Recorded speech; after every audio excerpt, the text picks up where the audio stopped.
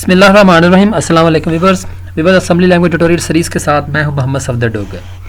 Viewers, पिछली videos के अंदर हमने देखा था कि basic structure in assembly language क्या होता है, कि उसका स्ट्रक्चर कैसे हम यूज़ करते हुए मुख्तलिफ प्रोग्राम जो हम लिखते हैं।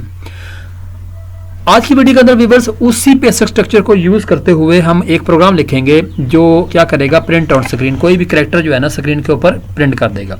Print single character in assembly language या print name on screen assembly language या मल्टीपल कैरेक्टर भी आप कह सकते हैं। अभी बस जैसे मैंने आपको बताया कि अगर आपको बेसिक स्ट्रक्चर का पता चल गया है तो ये वाले जो छोटे छोटे प्रोग्राम है ना, ये आप बड़ी आसानी से आप कर सकते हैं। आपको पता है कि आपने मेन टास्क कहाँ पे लिखना है और उसको यूज़ करते हुए अब आप प्रोग्रामिंग जो है ना आपके लिए बड़ी आसान हो जाएगी। तो देखिए, मैं इसी प्रोग्राम को आपका जो है ना वो बेसिक स्ट्रक्चर को यूज़ करते हुए लिखता हूँ। तो यहाँ पर देखें डॉट मॉडल, उसके बाद यहाँ पे स्मॉल,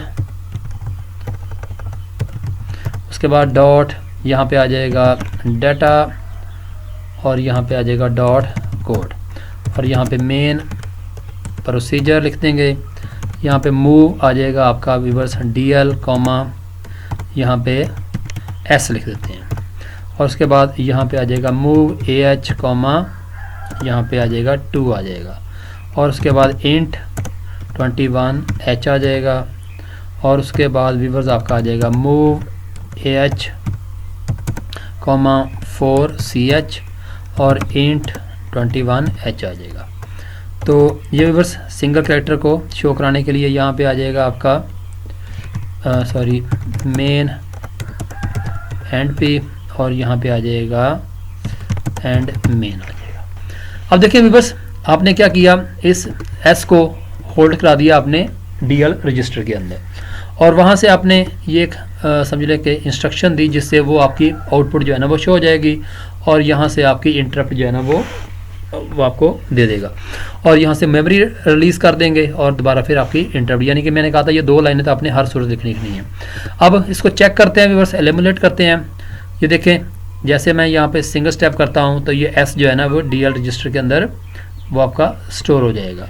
उसके बाद व्यूअर्स जैसे मैं कैमुलेटर रजिस्टर के ऊपर करता हूँ, ये सिंगल स्टेप किया, ये देखें सिंगल स्टेप किया, तो ये देखें आपका S जो है ना यहाँ पे शो हो गया है।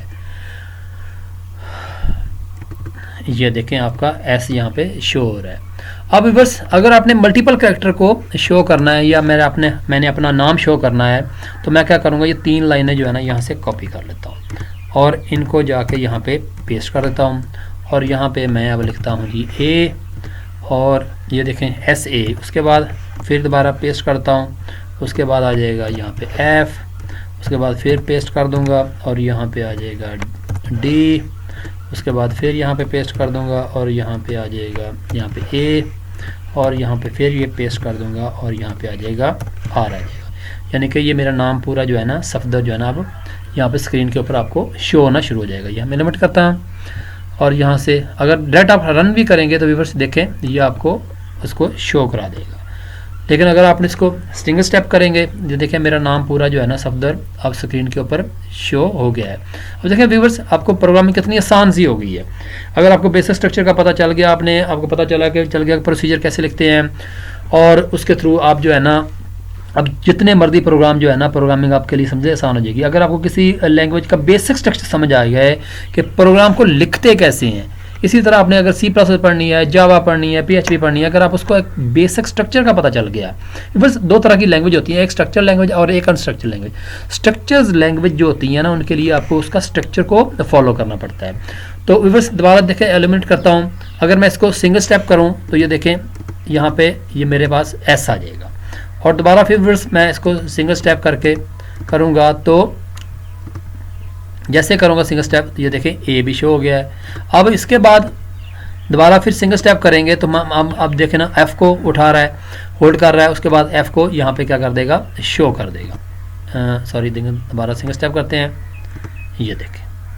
और अगर आप इसको इकट्ठा रन कर देंगे तो वो क्या करेगा, इसको पूरे का पूरा को जो है ना आपको वो शो करा देगा। तो व्यूअर्स ये था तरीकाकार, अगर आपने असेंबली लैंग्वेज के अंदर कोई कैरेक्टर जो है ना उसको कैसे शो कराना है, और मल्टीपल कैरेक्टर को कैसे शो कराना है, अपने नेम्स वगैरह को कैसे शो कराना है, तो ये तरीकाकार आपके लिए बेहतरीन तरीकाकार है और आसान तरीकाकार है। तो मैं उम्मीद करता हूँ कि आज की वीडियो आपको समझ आ गई होगी।